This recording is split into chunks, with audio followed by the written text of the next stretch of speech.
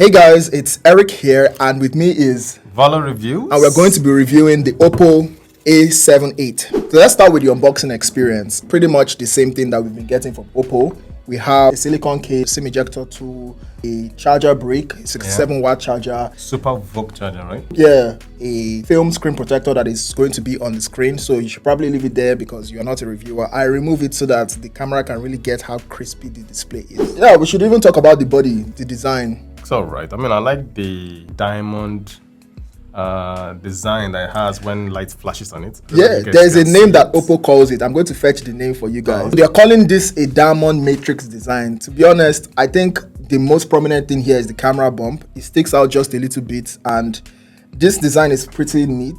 I love the size of this phone. I like how slim the phone is. Like it's easy to just wrap your hand around it.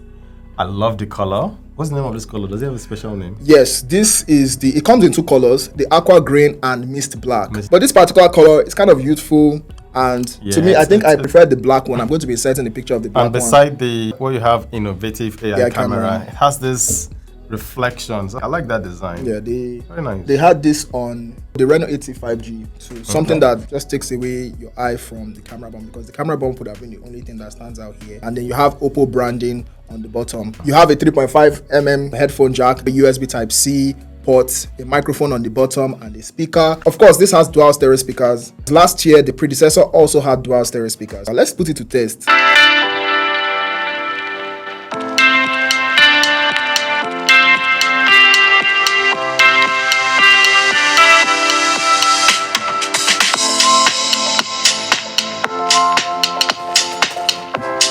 The song is making me sleepy.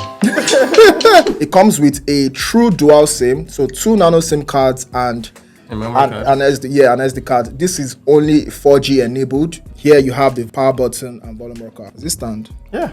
It's also IP50 for dust and water resistant. Do you want us to put it to the test? That'll be later. I think we should put it to the test. Moving on to the display. This is a 6.43-inch Full HD Plus OLED display with 90 Hz refresh rate. Basically, you have very clear, vivid colors on here compared to any LCD display, much less a HD display that was on the predecessors. That's a huge jump. You probably would tell the difference, especially when you're watching YouTube videos or Netflix and stuff like that. Just using the display, it's very, very smooth. Colors are very vibrant, and because it's not that big, I mean, this is 6.4 inches, so easy to use. My hand can even get to the top and swipe down from the notification area. So it's very portable, very contrasty. So you guys know that face unlock is not as secure as fingerprint sensor. So when it comes to biometrics, I really only like to rely on the fingerprint sensor. Unlike some people, I guess they don't mind. So it has to be accurate and it has to be fast. The A77 from last year had the side-mounted fingerprint sensor, but here they've moved the fingerprint sensor to underneath the display.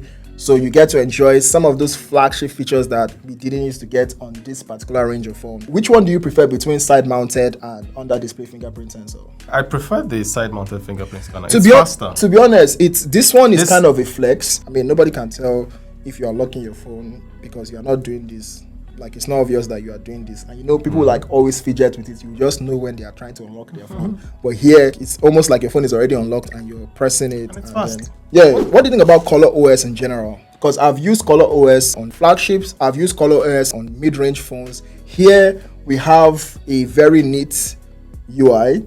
They've put a lot of essential features, especially the privacy features on here that I find quite useful, just so that you can protect yourself, especially in this country where police is always doing the most.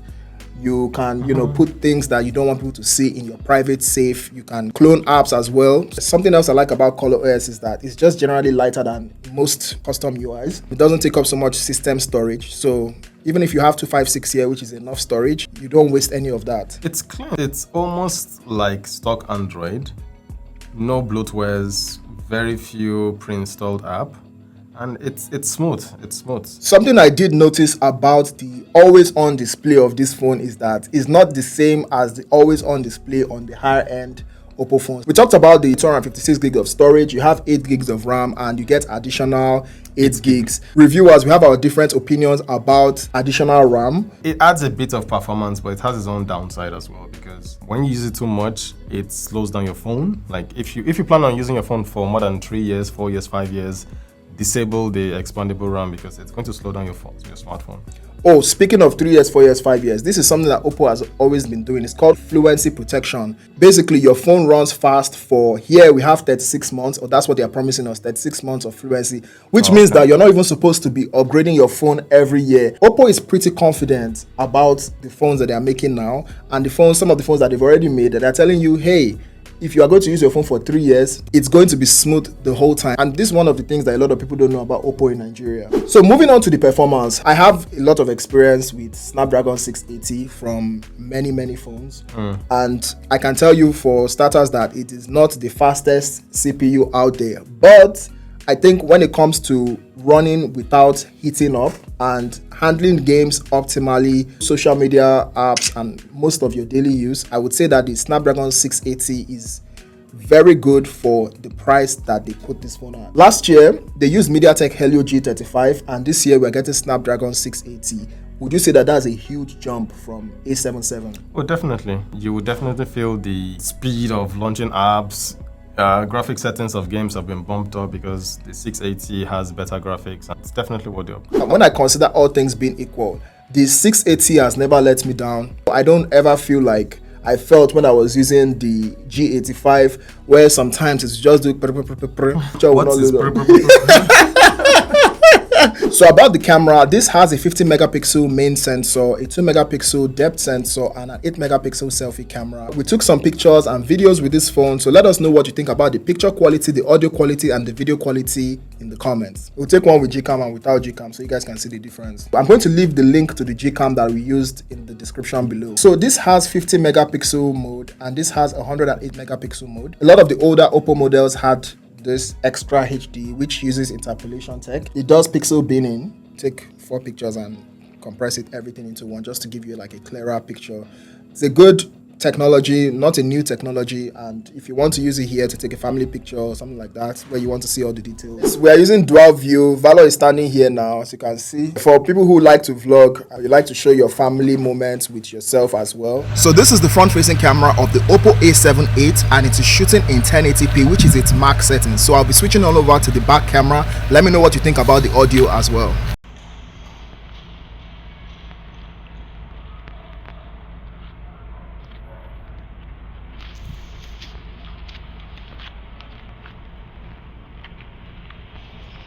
How about gaming? So it's not a gaming smartphone. I mean, don't expect it to run games at the highest graphic settings. But PUBG, wow, this picture is not bad.